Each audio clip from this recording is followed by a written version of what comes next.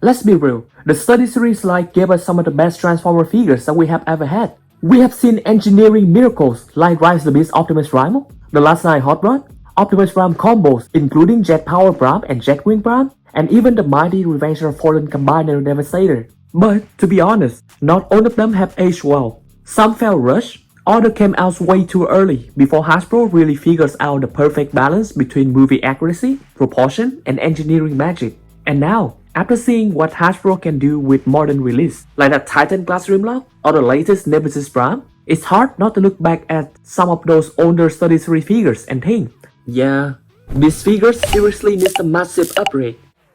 Let's start with probably the most infamous one, Study Series Dark of the Moon Megatron. This figure should have been an absolute knockout. It's Megatron's final trilogy appearance, and the design itself, the rusted Western Star truck with a damaged head and a tattered cloak. It is one of the coolest in the entire franchise, but Study Series version, it just didn't hit the mark.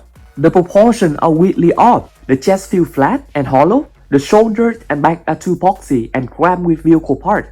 The thighs are hollow, the legs are too boxy, and the robot mode loses all of the intimidating bull from the movie. And don't even get me started on the soft good cape. It looked more like a piece of thin fabric glued on than the torn and menacing shroud that it's supposed to be. Articulation was also minimal, especially for such a middle-class flagship character figures. It barely has any leg and feet articulation, also having no waist and hand swivel. Imagine what Hasbro could do now. Proper bull, a wild fabric cape, metallic weathering, articulated waist, ankle, wrist, hands, and sharper sculptwork. A modern retool of these figures could easily redeem one of the most disappointing Megatron figures in the line.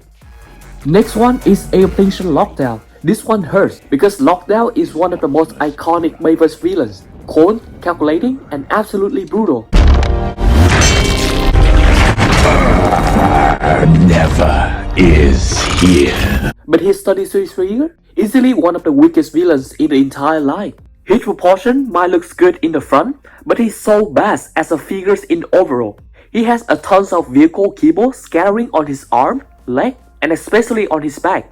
The giant backpack essentially makes him a ninja turtle in disguise, with all of the car top being apparently folded, forming his turtle shell. His articulation on the legs, hands, and feet are significantly hindered due to these vehicle shells. And furthermore, he lacks major accessories, which make Lockdown iconic, like his gun face and gun head. Thus basically removing half of what makes Lockdown Lockdown.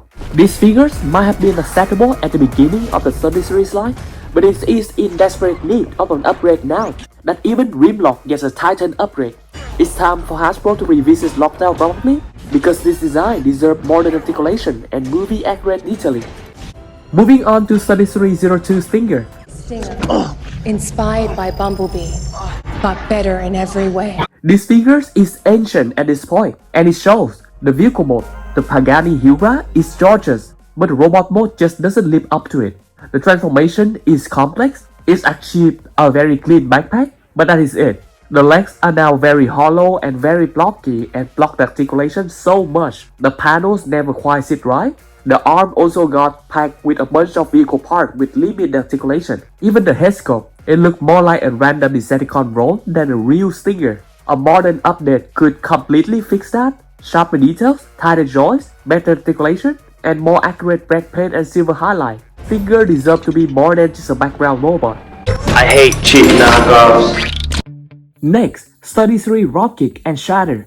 Man, the Bumblebee movie villains had such potential, but this early Study Series figure did not deliver. Let's start with Dropkick, specifically the helicopter version, Study Series 22. These figures look awkward right out of the box. The head was way too small, the limbs were oddly skinny, and the weapons were completely off from what we saw in the Bumblebee movie. The only real saving grace was the helicopter mode, which looked decent on its own, but as a full figure, it just didn't do Dropkick any justice. Then there's Shatter, which wasn't any better. The proportions were all over the place. The head sculpt was based on the early concept instead of her final movie design. And that massive backpack, combined with the flimsy skirt pieces, made posing her a nightmare. She's supposed to be sleek, little Decepticon, but the figure just didn't capture that at all. Both of these needs a complete overhaul, one to finally nail Dropkick transforming helicopter design, and the other to give Shatter the proper and shrink accurate figure that she always deserved. I like the way they pop. Now, let's talk about Study Series Starscream. Whether you're referring to the Study Series 06 for Transformers 2007 or Study Series 21 Revenge of Fallen, both versions desperately need an upgrade. The base mode has not aged well at all. The articulation is stiff and limited. The upper body feels bonky and square off, while the lower half looks just awkwardly thin, especially around the waist, legs, and hips. The transformation design is outdated too, since it's still largely based on that old Dark of the Moon dealer style engineering, rather than the complex screen model that we saw in the movie. And for a character like Starscream, that's a big problem. He's supposed to be this massive, imposing second-in-command, one of the largest and most agile Decepticons we have seen on the screen. Yet, the figure feels undersized, flat, and static. What makes this worse is how far Hasbro has come since then. We have seen incredible projects on Transformers like Study Series Jetfire, Bumblebee movie Blitzwing, and all of the other Bumblebee movie seekers, not to mention the masterpiece MPM-10 Starscream, which nailed the proportion and detail far better and have major improvement in articulation. A modern Study Series redo, built with that same level of engineering, would finally give us the definitive live-action Starscream, one that truly matched the power, scale, and presence that he had in the movie. I live to serve you, Lord Megatron.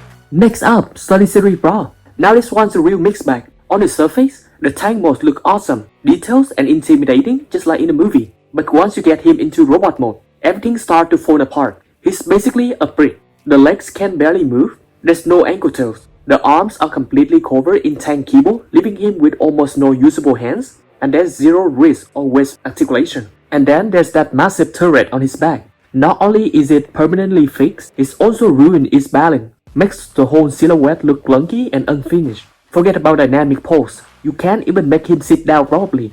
And to top it off, the tank treads are fake, which really breaks the illusion for such a heavily mechanical design.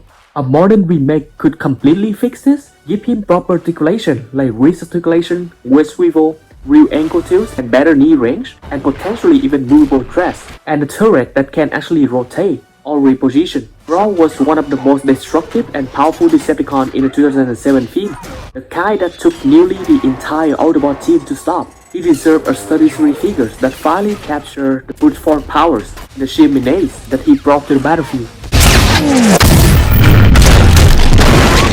Of course, there are still quite a few honorable mentions that absolutely need massive upgrades as well. Figures like Revenge of Fallen Soundwave, infamous for his awkward yoga mode that barely resembles his actual satellite form.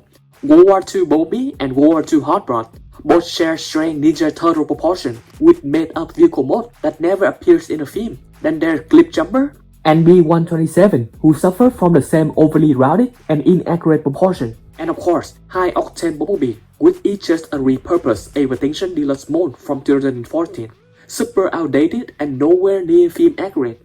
Let me know your thoughts down below. I always love seeing how passionate and detailed this community is when it comes to these figures. Your feedback genuinely drives this discussion. I appreciate every single one of you who has been tuning in, commenting, and keeping the Bayverse spirit alive.